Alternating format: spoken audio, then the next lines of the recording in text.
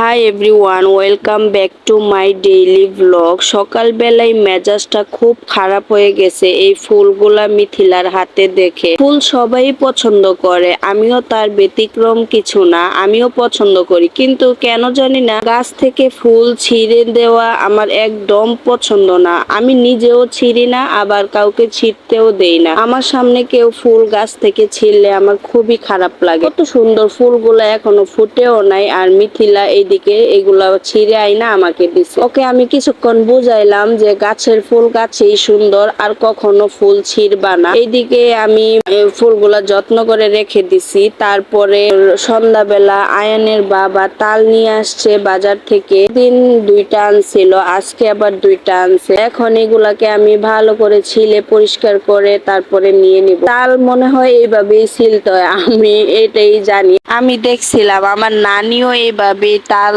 ছিলে, আমি ছোটবেলা থেকে এইভাবেই দেখে আসছি। আচ্ছা, আপনারা যদি কেউ অন্যভাবে জেনে থাকেন অবশ্যই আমাকে বলবেন, আমি সেটা ট্রাই করব। এখানে দেখেন আমার দুষ্টু আয়ান কি দুষ্টু মানা শিখছে। তার প্যান্টটা একটু ফেটে গেছে, এখন ক্যামেরাতে সেটাই দেখা যাচ্ছে। আমি বলছিলাম আয়ান তোমার প্যান্টটা ফেটে গেছে, ও এটা ধরে আরো নাচানাচি শুরু করছে, হাত ঢুকিয়ে আরো বেশি করে ছিঁড়ে ফেলছে। এখানে মিথিলা দেখেন তাল নিয়ে কি পারাপারি মারামারি করতেছে।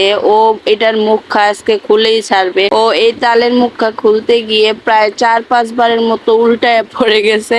তারপরেও সে তালের মুখা পরিষ্কার করবে। এখানে আমার তাল সব ছিলা শেষ করে এখন আমি পানি দিয়ে ডলে ডলে নিচ্ছি।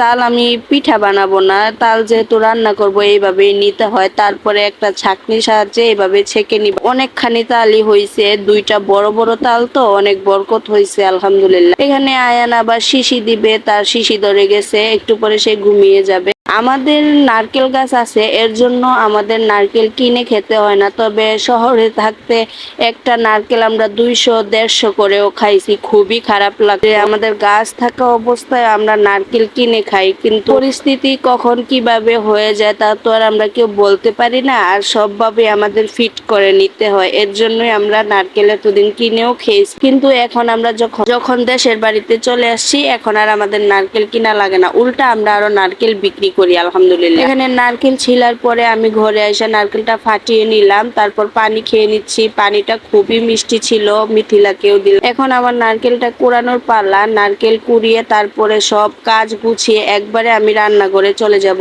আমার ঘর থেকে যেহেতু রান্নাঘরটা অনেকটাই দূরে, এর জন্য আমি ঘর থেকেই সবকিছু গুছগাছ করে একবারে রান্নাঘরে চলে যাই। আবার যখন একবারে রান্না শেষ হয় আস্তে আস্তে ঘরে চলে আসে। তো অন্য একটা ভিডিওতে আবার তাল রান্নার রেসিপি দিব। আর তাল রান্নার তেমন কোনো রেসিপি নাই, আমি মুখেই বলে দিই, আপনারা শুনে নেন। এই তো তাল জাল দিব, 2-1 দিন জাল দেওয়ার পরে নারকেল, সাগু, চিনি, দারচিনি, এলাচ, তেজপাতা যা লাগে সব দিয়ে নাড়ানাড়ি করে, আর সাগুটা ফুটে গেলেই মানে তালটা রেডি। ও সাথে দুধটাও দিতে হয়, আপনি চাইলে গরুর দুধও মিক্সড করতে পারেন, আবার চাইলে আপনি প্যাকেটের দুধও দিতে পারেন। আমি গরুর দুধও দিছি, প্যাকেটের দুধ দুইটাই মিক্সড করে দিছি। তাল খেতে খুবই মজা হয়েছিল। তো আজকের ভিডিওটা এখানেই শেষ করছি। যারা আমার সম্পূর্ণ ভিডিওটা দেখছেন তাদেরকে অসংখ্য ধন্যবাদ।